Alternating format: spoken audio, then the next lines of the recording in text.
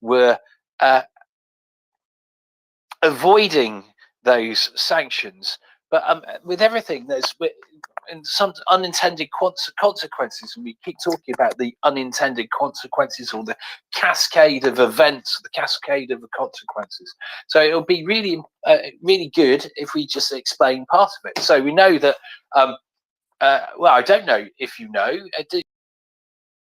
does everyone here heard that OPEC is in actual fact requesting that the OPEC members reduce their oil output?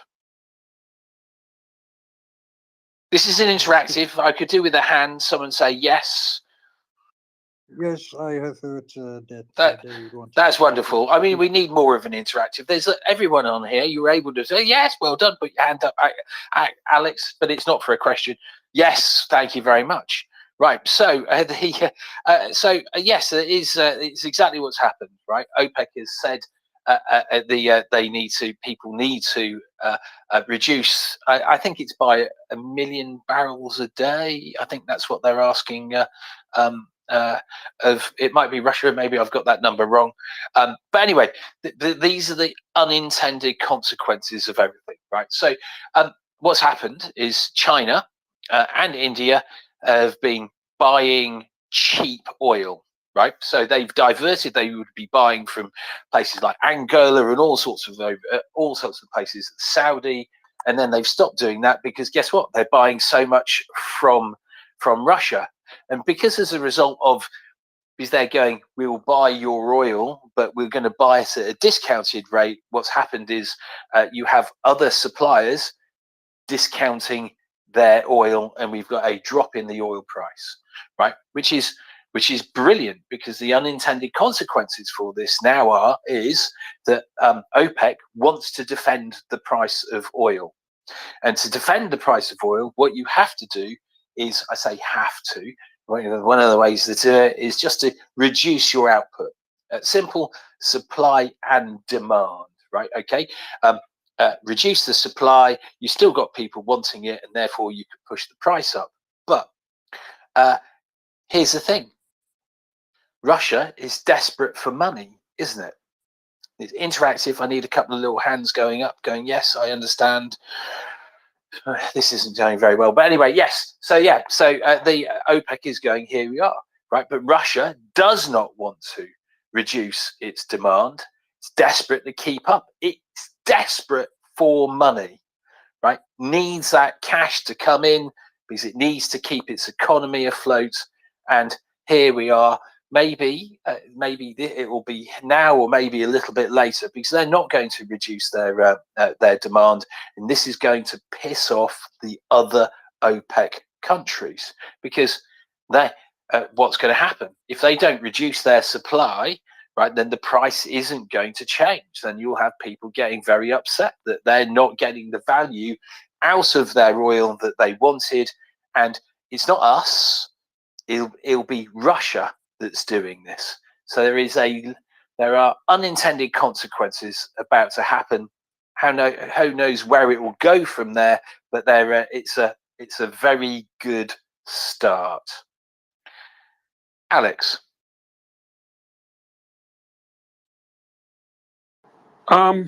Yeah, about this oil reduction. So there was a well, unfortunately, it's only in Russian, but there is a specialist, Mikhail Krutikhin. He is foreign agent, of course. I think he lives outside Russia. Well, you have to these days. But he discusses this oil topic. What he said, and it's pretty interesting. He says that Russian oil industry, because they are selling so cheap, it makes no sense to drill. Now, the oil is the way the oil well works is there is kind of bell curve. So in the beginning, the output goes up, but after it reaches maturity, it starts to go down, and that descent only accelerates. So it goes down at an increasing speed.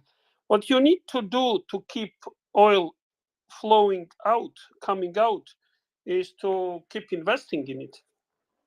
So what he said, and it's interesting that in last years, and this is not some trend that started recently, but basically years ago, all Russian oil fields are pretty much used already.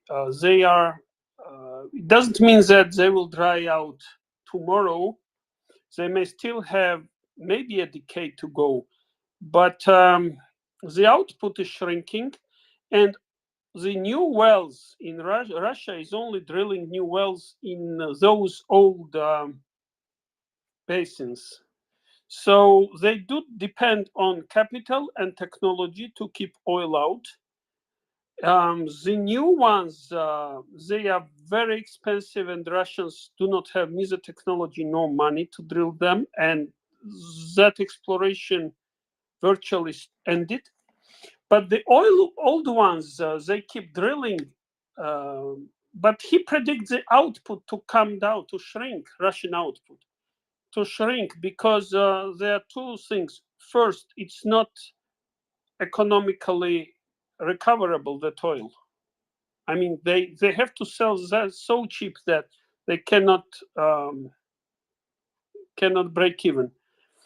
And well, second, the natural flow. So that thing I find interesting. Again, it won't have impact overnight, but certainly over a decade. Now, what he also said is the OPEC can decide to reduce output, but first of all, there are countries outside OPEC. Like, for example, United States is not part of the OPEC, and I believe United States is #1 oil producer these days. I think they are at the moment. When I saw the stats, I wasn't sure whether the stats were coming after these. Saudi has already reduced its supply at the moment. Yeah, no. So I don't know whether it's a result of that or whatever. Yeah, sure. Saudi, if they want, they can like flood everybody by oil, but they don't want. In US, however, it's kind of private initiative, more or less, and they can, and I think the output is growing in the US. So first of all, there are non-OPEC countries, and then Iran. Iran is kind of is in OPEC, but they basically they have their own mind and keep only their own thing. And they said they're gonna increase by 2025. They're planning to increase the output, not decrease. So it's gonna be interesting dynamic to watch. Just my 2 cents to this topic. But Russian oil industry is not in very good shape. I mean, the barrels they are getting out to the market may be the same, or down not that much, but in terms of money Russians are going, I think it's 50% of what it used to be last year, and it can go further down. So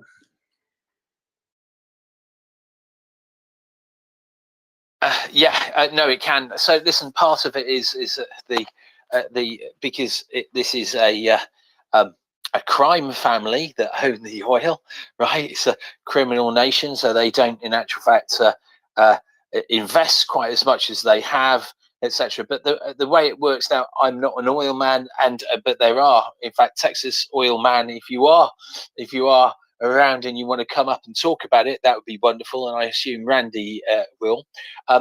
There are some things to understand. So what happens is the pressure initially when you first drill into the well, the pressure is quite high, right, and it starts flowing, and then what happens is this pressure starts dropping, right. What they do is they pump in all sorts of stuff, water, the rest of it, to help remove more of that oil, and there we are. If they can't be stopping, Randy, I'll come to you in a moment. I'll just finish what I'm saying. and you can't just simply cap off an oil well, right? If you stop pulling the oil out, then it causes all sorts of problems. And there we are. Randy, to you. Yeah, the Yale study of the effect of sanctions had a projection of Russian oil output that showed it, lower every year for the very reasons that were just discussed. They really can't do new wells. They really can't do the horizontal drilling effectively. So they're just, burning out the fixed assets they've got. And every year it's less and less. And of course, lately it's been at a lower and lower price. So if there really was a long-term strategy to squeeze them, hopefully the U.S. will get on board, and we can almost produce, whatever the number is. You decide if whatever the market will bear, and they can make money, they can produce. So we don't have the same kind of problem. So long term, it does not look very good for their economy. It looks very, very bad for Russia, doesn't it? When you take everything into account, and to the fact that more and more countries will eventually stop doing business with the murderous nation.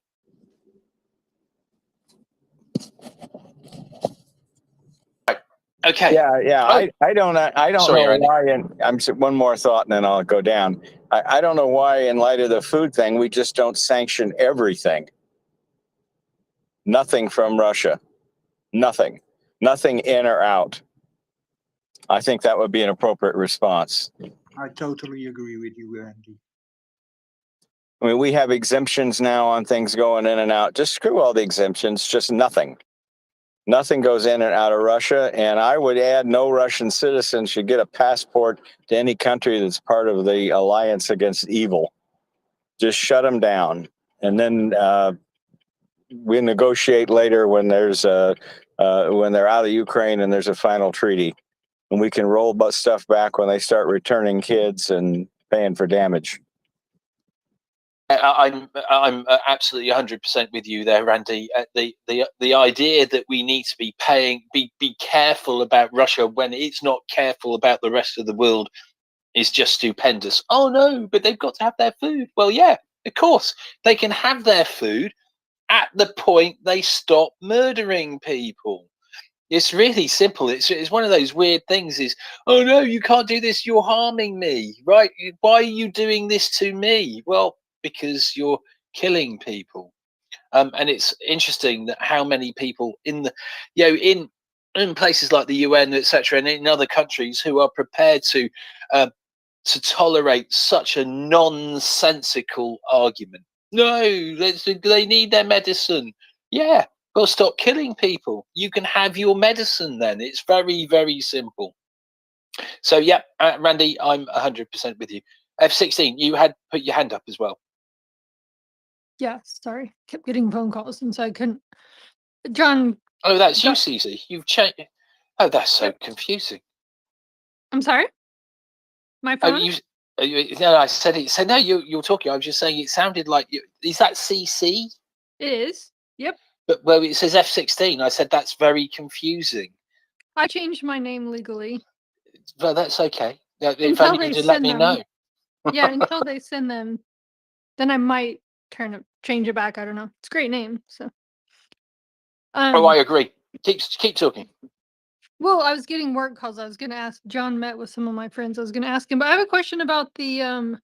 So since Wagner's deemed a terrorist state and Wagner exports oil out of Tripoli, why don't the Brits and ourselves, Americans, anybody really, go after Wagner and their oil exports? That is the $60,000 or $1 million question, isn't it? Why aren't they? Doesn't make sense.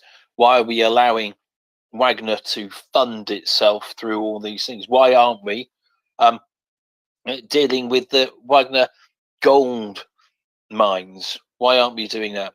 Same with the diamond mines where they've got their slave labor, etc., etc. I don't know. It doesn't make any sense. Because if you we've talk had about optics, right? So the Russians, have said like we're not associated with Wagner right now. They're dissolved. So, but we know that's not true. So it seems like that just gives us full. I mean, we know that was theater to begin with, but now optically, like we have full carte blanche to go after them. Yep. As soon as they went, here we are, then you're right. Just go after them. I am also of this opinion. I'm with Randy. The we should just stop everything with Russia. There's no, Let's go. as far as I'm David, concerned, no you mercy, and and then I. yes, we should do. And we absolutely should be doing everything available. It's very interesting that there are people in this world who are immensely wealthy people who don't want the flow of the money to them to be to slow down. It's incredible. And then I had a second separate question, unless you're on to a different topic. No, keep going.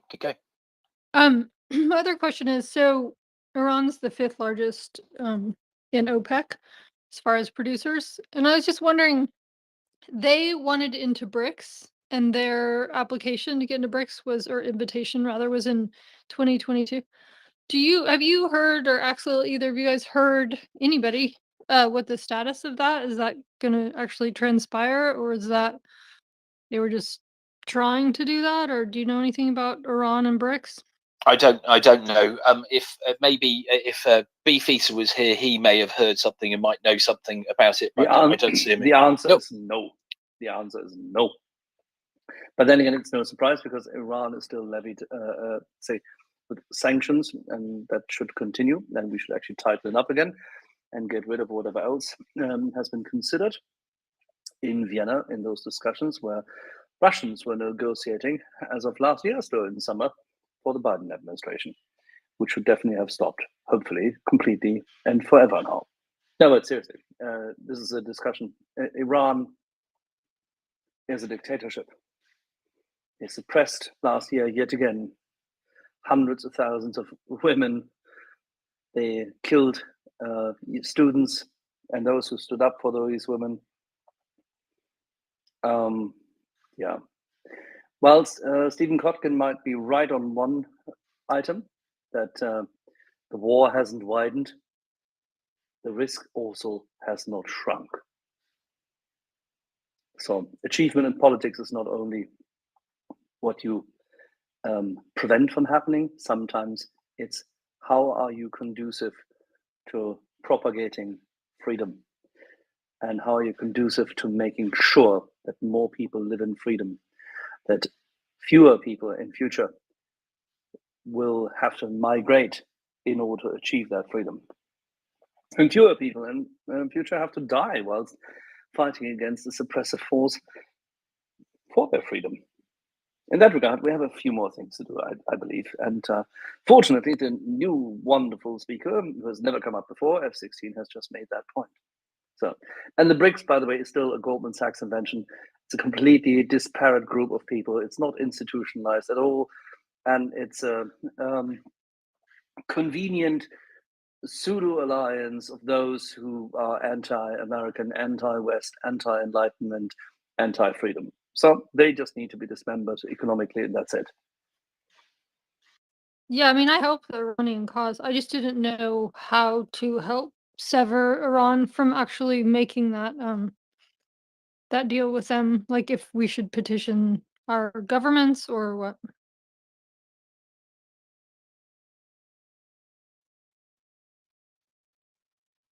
I don't think that, and that's not specific to Democrats or Republicans, but I don't think that this administration will deal with Iran in any shape or form unless pressed. So you can petition whatever you like, but you will have very little impact. But they're not on schedule or anything officially to join BRICS. They could join. You can't join something which is not a real organization. It's a loose affiliation of people, sort of parties, who project that they are doing something with each other, but they haven't even managed to strike agreements amongst each other. There is no real economic benefit from it yet. There's no free trade zone. There's no customs union. They don't exchange information. They don't say alleviate the pain of exporting and importing. Not at all. It's harmless. It's bullshit. So if you want to join a regular meeting of those who want to talk about doing something in future, that's where we're at with BRICS. This is not a society of serious people.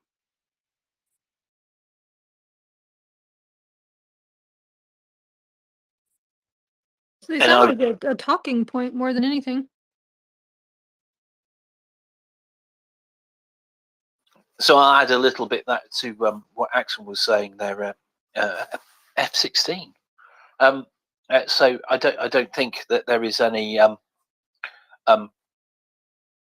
will at all to be taking on Iran at the moment. I think the US is fully on to China, and everything else it will be seen as a distraction, as what we're finding here now with Ukraine. I am, of course, more than happy to be proven wrong. But it does not mean that we shouldn't still keep the heat on them. No. And here's the thing, right? And it's a discussion I've had today. Is that we are their customer, right? And we have a right to hold their feet to the fire for not doing the things we want them to do, right? They're not the customer. We don't owe them. They owe us. And we need to keep that in mind. Yep. Oh, well, Alex. Thank you. There is some update with regards to that Black Sea blockade. That's probably a better name than just Green Deal, because. Well, so here's the thing. I'm glad you've said this, Alex. I think it's really important, right? So, and this goes back to media messaging from the very start. We had I was going to go into swearing mode, but I'm not going to go into swearing mode. We've had senior people in media using terms like separatist state, etc., making it sound as if, right, these are noble freedom fighters, etc. It is not the case. And we have, throughout this war, consistently used language that helps Russia. Absolutely everything that we do and say should be we should be thinking about it. So yeah, you're right, Alex. It is an illegal blockade or a genocidal blockade. It's a blockade, and we need to do that. We can't call it a grain deal or all these other things. Keep the language the way it is. They're monsters, and they need to be taught a lesson. So the update is the following. There is Reuters. They have this branch discussing business. Is that Reuters who get their information from TASS, which comes from the Russian government? Is that the Reuters you're talking about? No, here they are discussing more like business issues. It's kind of less politics. They still use some numbers, etc. But well, at least the numbers, I think, can be trusted more than their interpretation. But here's the number of dry bulk vessels ranging from smaller handy-sized to supramax-sized ships that were positioning themselves to transport grains from Black Sea region dropped 35% this week versus previous week. So it went from 32 vessels to 20 vessels. Now, many insurers have suspended providing cover for shipments from Ukraine, apart from smaller ports along the Danube, insurance industry sources said on Friday. The big question is the safety of Danube ports going forward. There were dozens of ships waiting to pass through Danube Channel on Friday, including vessels bound for Romania or leaving from there, according to data from analytics company Marine Traffic. Let me write it down. So there is this company, Marine Traffic. They'll probably provide some stats.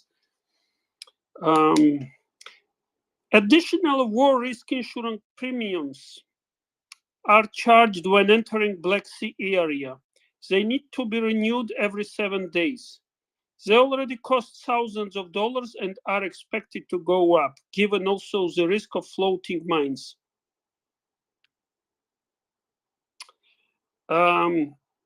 War risk cover for Russia's Black Sea ports, was still available on Friday with little change in rates for now, insurance sources said. So it's basically something needs to happen so that Russia starts to feel the cost.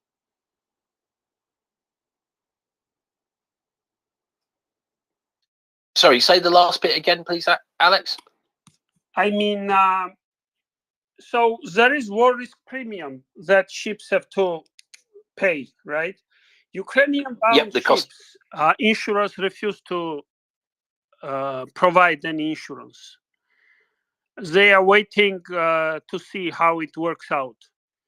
The number of ships dropped, and there is a number of ships waiting to be passed. It needs an event. Alex, what you said at the end, I think that's what David was asking. In the end, I said that Russian-bound there ships... needs to be an event. Something needs to happen. Yes, something needs to happen to ship going to Russian port or out of Russian port. Exactly. Preferably, something needs to happen to a ship in a Russian port, which then explodes the whole terminal, jetty, and likes. And a couple of things should happen to that Russian port at the same time. Yep, that's how you do it.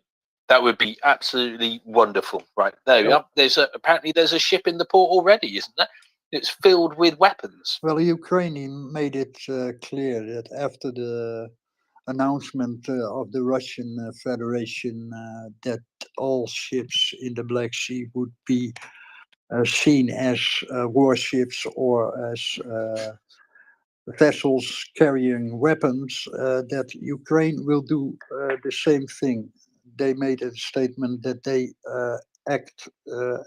see these Russian ships the same as the Russians does the Ukrainian ships. So it is very possible that we will see some sinking ships.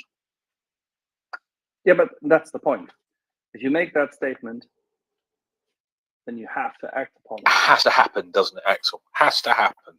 Yeah. And I think it will happen because Ukraine doesn't make statements for just empty words. Ukraine doesn't make statements like that. Let's hope that this is the case. Gregory. Hey, everybody. I saw someone, I think, from the Ukrainian government say they have capabilities beyond using the Neptune missiles. Has anyone else heard that?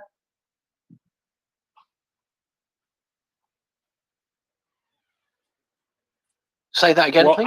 I heard a clip today, or someone said, not a clip, I saw a post today saying we have capabilities beyond just using the Neptune missiles. They have other capabilities they've developed, and I don't know if that has been divulged, what that might be, but has anyone else heard that? I'll see if I can find the tweet. No, we've got brimstone as well. I say we, Ukraine has brimstone as well. But the really, really decent long-range stuff, I have no idea. I mean, of course, they do have Storm Shadow. If something is in the, it's just I say parks up. Yeah, Gunny will love that. Yeah, because if someone's parked up their big ship, then yeah, that would be a relative. I would say relatively, it would be a target Storm Shadow would be able to look at and do something about. If they had the right detail. There's a whole load of things. There's a ship that's that the Osen community have seen that's been going around, and it's just been pushing weapons around all over the place apparently, and that's just parked up getting filled. So that would be a prime target for something like that. Has the French equivalent of the Storm Shadow arrived yet? Do we know? You mean the 50 scalps? Yeah. I think people think it has, that it's arrived. I was just hoping they would send 250. That would have been a good number, as opposed to just 50. Here, here. All right, thanks. Thank you very much, Gregory. Alex. I still have my hand up. Yeah, it's basically just wanted to repeat. Once it happens, the insurance companies will take a note. But in terms of capabilities, they are working on some. I guess we'll see them in action, those capabilities. I know that when you say they, Alex, who's they? Is that they, the Russians, no, or they, the Ukrainians? Ukrainians. Yeah, okay. Russians, whatever they have, they have. I think, in the beginning, like Boris Johnson really helped a lot. I remember he was talking from very early days about, protecting Black Sea ports, etc. I think UK help cannot be overestimated, so to speak. But anyway, they may have capabilities they received, and they may have capabilities they are working on. I don't know to what extent, what is the progress there, but I guess since they decided to kind of respond to this threat, I think last year they wouldn't make those statements. So this year is probably different. So they have something, just remains to wait and see. But you know what? I think like invasion into Ukraine, land invasion, Russia started this war on the sea, and I think it will lose this one too. And they won't like the results coming out of it. No, losing the Black Sea Fleet would be brilliant. It would be brilliant for the world and disastrous for Russia.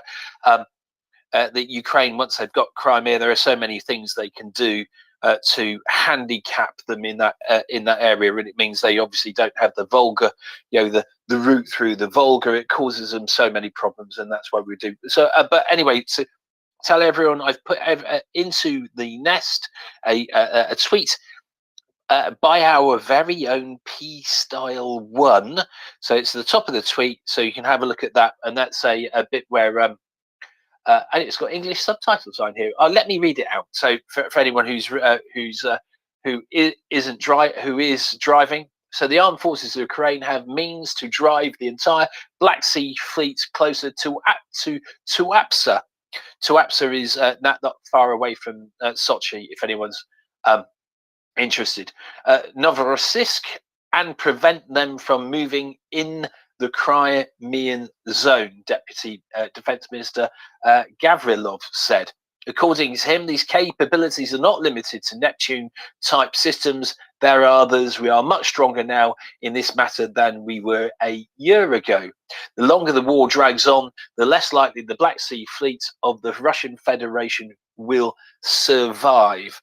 And long may that be the case. The Russians have, in actual fact, moved part of their Black Sea fleet into the Azov Sea, haven't they? They've called it the Azov contingent or whatever, and I assume that's because they're trying to make it a bit safer. But there's loads of things that Ukraine could do. They've got their naval drones. They have drones, right?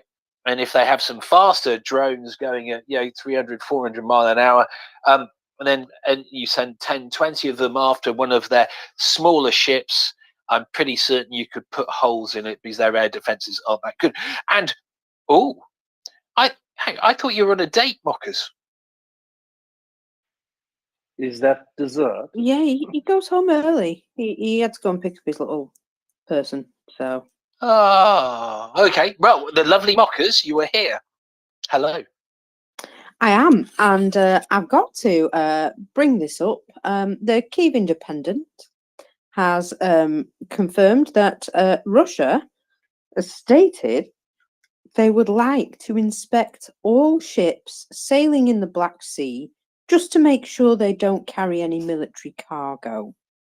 This is a step down from we'll assume and shoot them, but still, do you think they're going to have a lot of luck with all the other carriers and, ships and maybe even some Turkish warships just, going about their own business, and the Russians are sidling up to them going, let us inspect you just to see if you're carrying any war equipment. How do you think that's going to go The down? Montreux Convention. No, stay with us. It's a very important point. Thank you for bringing this up. This brings us back to the gutless, completely, utterly bereft of any zest and, shall we say, bold decision-making administration at this point in time. You can go through the Bosphorus if you have an American fleet. And you can go there because you haven't signed the Montreux Convention and because your ally is Turkey. And Turkey has absolutely zero rights to block you.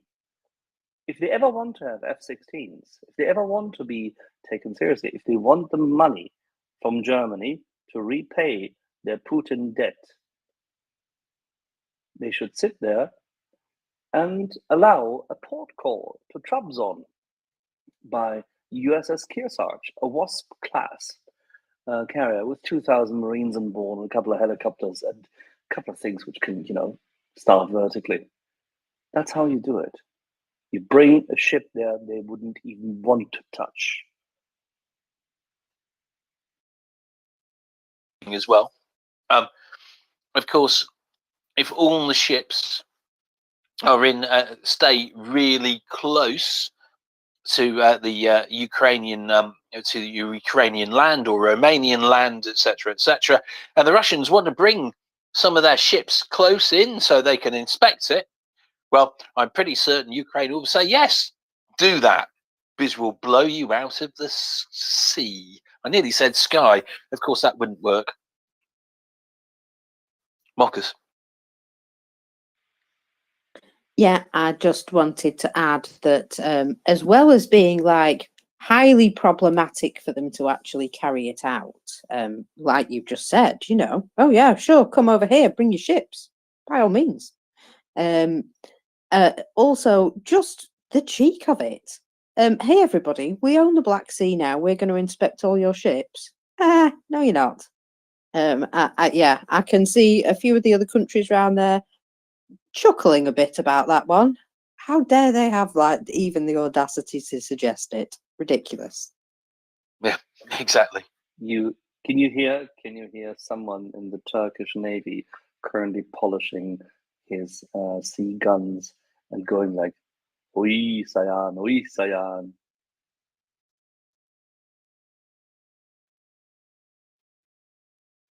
And of course, we're all going, we don't know what that means. What that means.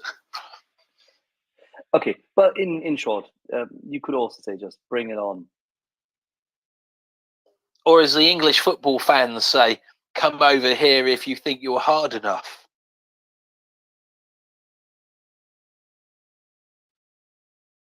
Exactly. Right.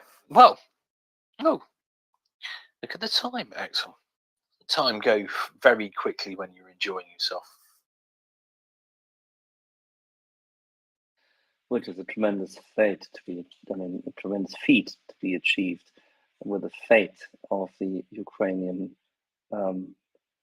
war at hand. But there you go. Jagger. Yes, hello. Hello there. Yeah, I had something brilliant to say earlier, but I forgot it, so you have to go with something stupid. Don't worry, Did they... Jagger, that happens to David all the time. I know, It that's does. why I like listening. And you know, right? Yes. It's the muttering to yourself. That's good with the mic on. Like I do. So the grain deal, that's how Russia got access, or how they agreed to let them inspect last time? Did they get that, get to do that because of the grain deal? The blockade, we call it now, Jagul. It's not the grain deal, it's the blockade. No, I mean last year when they got a grain deal last year, They've been inspecting ships and holding them up. So I was asking, did they get to do that last year as part of the not every ship, was it, that I'm aware of? But I guess I want to know, was that a privilege that he got through the grain deal, or is that? I can't tell you. I don't know. I'm afraid. Maybe Iwana knows. Iwana, do you know? It was part of the agreement at the time, but yes, go ahead, Iwana. Yes, hello, David, Axel, Mokers. Indeed, it was part of the agreement. They established a joint control point at the Straits in Bosphorus. Basically, Russians, Ukrainians, and the representatives of Turkey were allowed to control the grain loaded ships that passed through the strait. But it's very important to say that there was a joint control center located in Turkey, and they controlled only the ships that were passing the straits.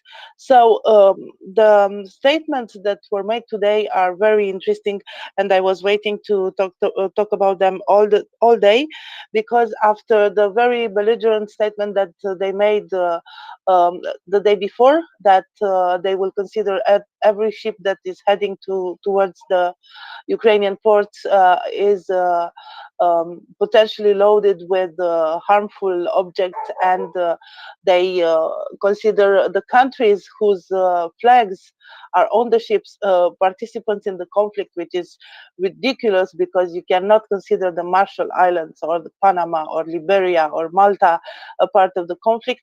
They tried today to issue a statement and clarify some points, but the statement is even more strange. So they maintain the fact that all ships bound for Ukrainian ports would be considered military targets.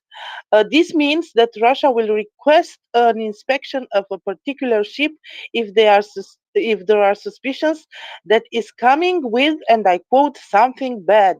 So this is official language of the Russian Federation about the inspection, the request for inspection of ships that are heading for Ukrainian ports. So I'm wondering how they will make this request. Joanna, please explain to us. Was this a statement by the ministry at the MOD from the Al-Qashar?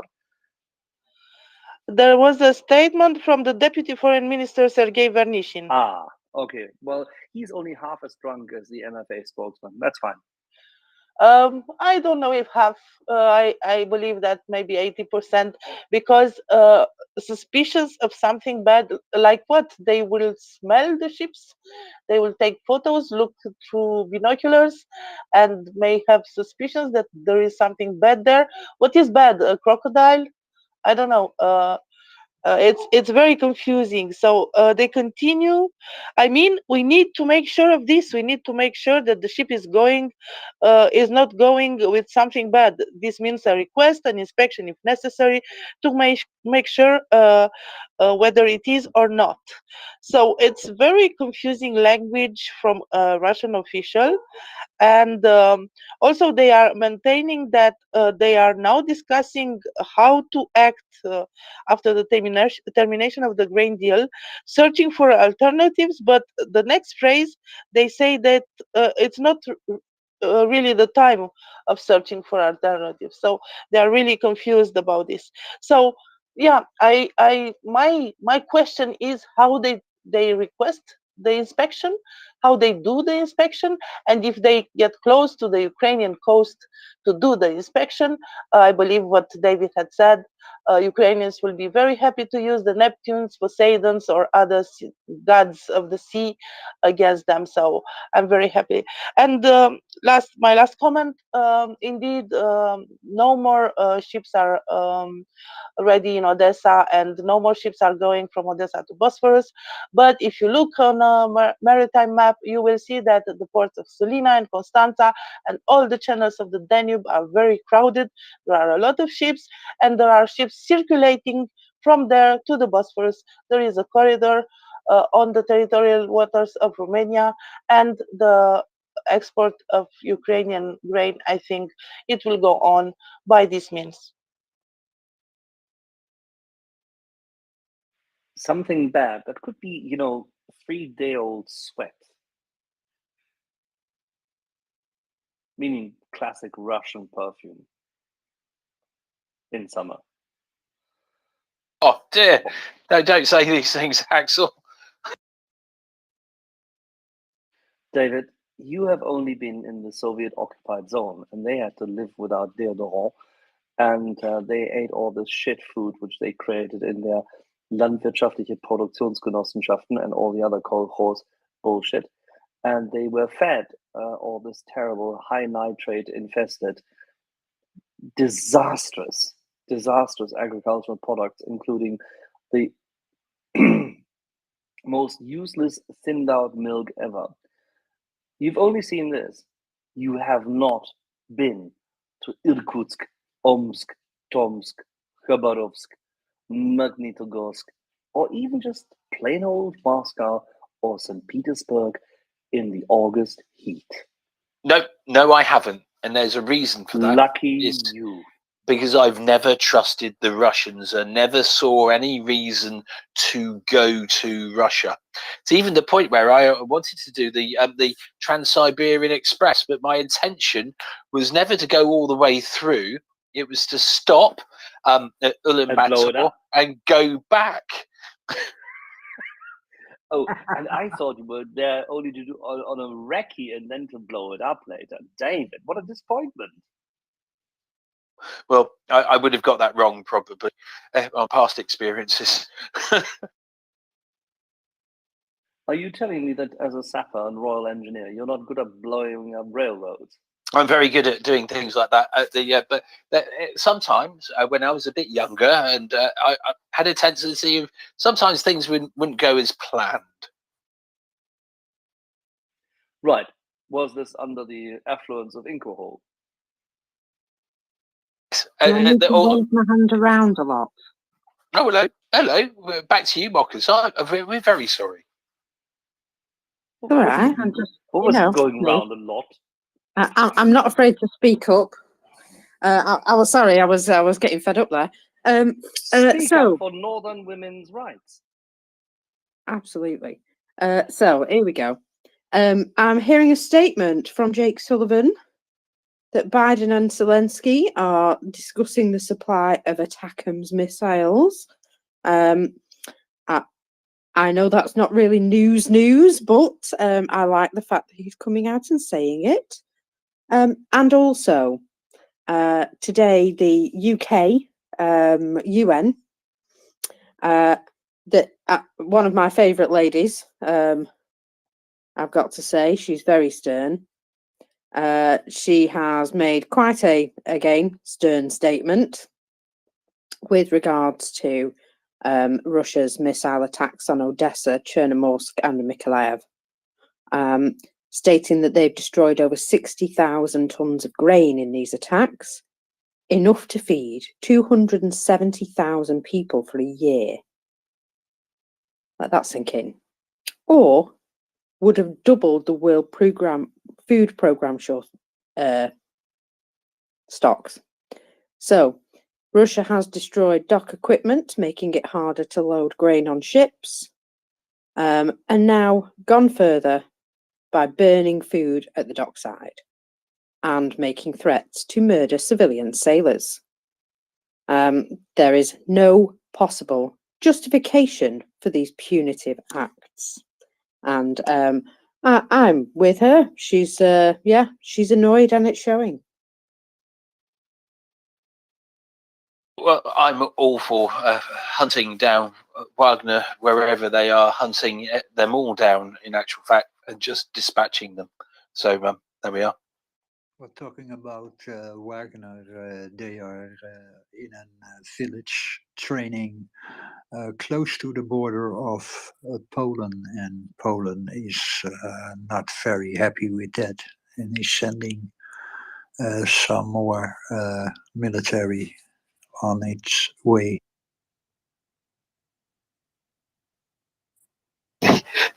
So I just they're struggling with the war in Ukraine, but decide they might flex their muscles against at the border with Poland. But this it is very funny, right? Yeah. Yeah, the people in the border town don't find it very funny, the Polish people, because they don't like Wagner, and they know what Russian is up to, so they are on their toes.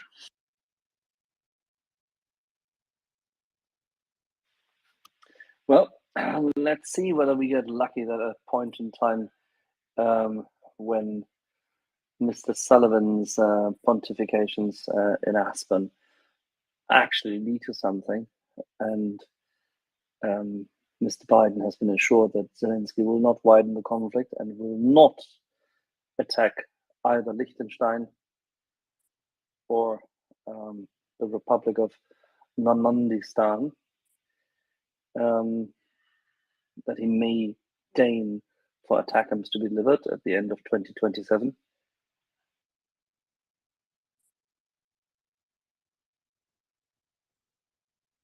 Yeah. Yeah, ATACMS aren't. It'd be nice to hear that ATACMS are on the way, but they're not. It's just going to be. It's another one of these. Oh, get people's hopes up.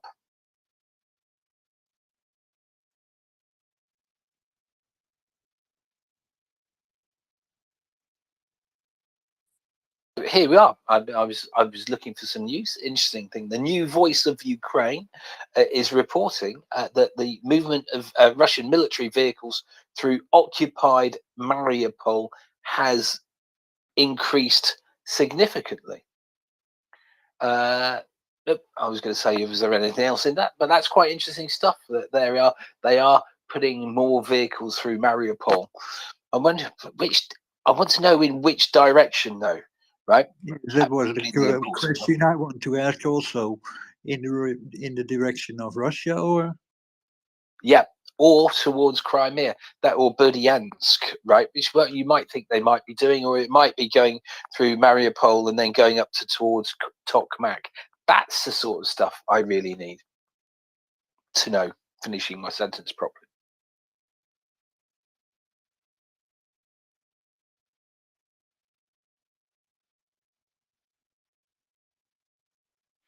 David, Nick just sent you a message just in order for you to get some fresh air. Oh, that's very nice of him. Yeah, I know. He's a very nice man. Mockers, one more thing in regard to this. We all are waiting breathlessly now for President Zelensky saying something about it.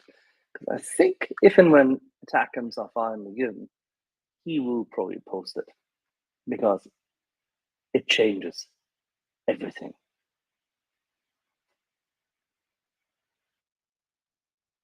It would be very nice to see, wouldn't it? Yeah, I'm certainly keeping my fingers crossed. I think we are. And it would only be. Carry on.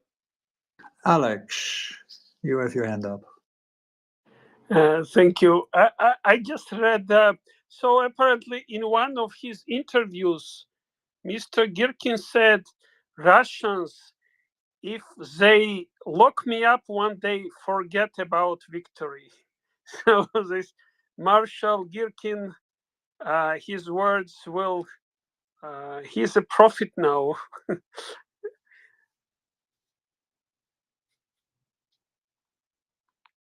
Well, he will hope to survive in prison, don't forget. And as soon as Putin dies, and that's the whole point. They all hope that they survive the downfall of Putin, so that they then, as ethno-fascists, Mr. Navalny, leading quality management instructor of the Russian ethno-fascism, don't forget, you should really, I can only highly recommend this to everyone. Yes, you may not speak Russian. That's unfortunate because it would be helpful, but watch the old videos of Navalny when he goes after Putin, because he goes after him perfectly. He does it in excellent, specific, very clear, precise, well-documented fashion. But the speed with which he walks through it, he has no time to lose. You have to watch the cadence, listen to the cadence of his speech, how he pronounces things, how swiftly he works through it, and he has it largely memorized. because he wants to make sure that the message gets out there that Putin is ineffective, inefficient, inconsistent with Russia's task as a nation, that he's betraying the Russian people, which he does, yes, that he is a crook, that he has falsified and thieved, that he is essentially driving Russia off the cliff. However, at no point in time ever has Navalny said anything about apologizing for hundreds of years of genocide and suppression of other nations. At no point in time has he ever said that Russia should actually take a step back. At no point in time has he said anything, absolutely anything, about Ukraine having the right to actually exist. On the contrary, quite on the contrary, he was very, very much in favor of Crimea being taken. And that is Mr. Navalny for you. The same goes for the ethno-fascist radical Mr. Gherkin, who is a war criminal, indicted and convicted, who could easily and happily now live in a very nice Dutch imprisonment. Actually, in an environment which I'm sorry to say, Mr. M, I don't know why you do all these good things for people who cannot be rehabilitated. I think an oubliette would be good enough for Mr. Gherkin, but there you go. Yeah, but yes, in the Dutch, we also respect the humanity of people, even if they are in prison. So, yeah, in our prisons, it's like you go in. Does that exist between Feyenoord and Ajax? I didn't see that when standing there facing the cop. Yeah, okay, but that's another thing. That's Ajax, Feyenoord, hooligans. That's a total other thing. But in the prisons in the Dutch, yes, it is. You better be in a prison in the Dutch because it's like going on a vacation. Some say who have been there. They say, "Oh, I'm going on a vacation." They don't say, "I'm going to jail." No, I'm going to a vacation. They're going to relax. No troubles from outside world. They have a shop inside. They can do work. They can earn money. It's a vacation resort.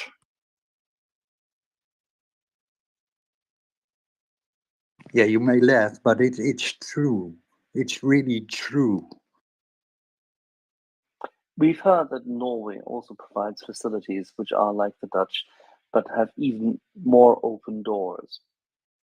We also have them here, Axel.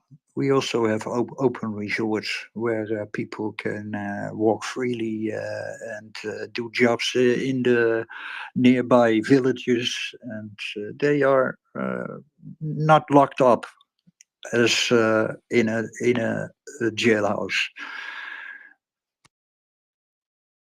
So we also have them. Right. Well, I in the take that. Ursula von der Leyen has tweeted out the people in Ukraine don't want to live in a country like today's Russia. They made the choice of the rule of law and democracy. As they fight an existential war, they are putting ambitious reforms into law. Supporting these reforms is part of the EU Commission's mission. There you are. Nice little tweet by her. How did you call her? Yeah, anyway. Von der Leyen? It's von der Leyen. There you are. Is that better? Okay. What I'll do, I'll get you to record all the words for me at some stage. And then what I'll do when I need it, I'll just play the sound. It'll be so much easier for me. Did you say Leyen? Leyen. Von der Leyen. Yeah. Okay. It's von der Leyen. Lion, not Leyen. Like Okay. lion from. Oh, okay. Oh, like the things I used to have. Okay, right. Von der Leyen. Right, there we are. Right. I can say that. David, as you so famously say, let me add something to it, because we have to praise mainstream media. We have to praise one of the great newspapers of the world. Sorry, no, one of the great cat litter box bottoms of the world. We have to praise the New York Times for its wonderful, wonderful statement about Mr. Gherkin. I hope you all read it. Now you know what the people who own the New York Times actually think or allow their editors to do, because Mr. Gherkin is a regime critic. Yeah. I read it. I was going. But I have someone, our friend Olga from Odessa, just forwarded this a little while ago.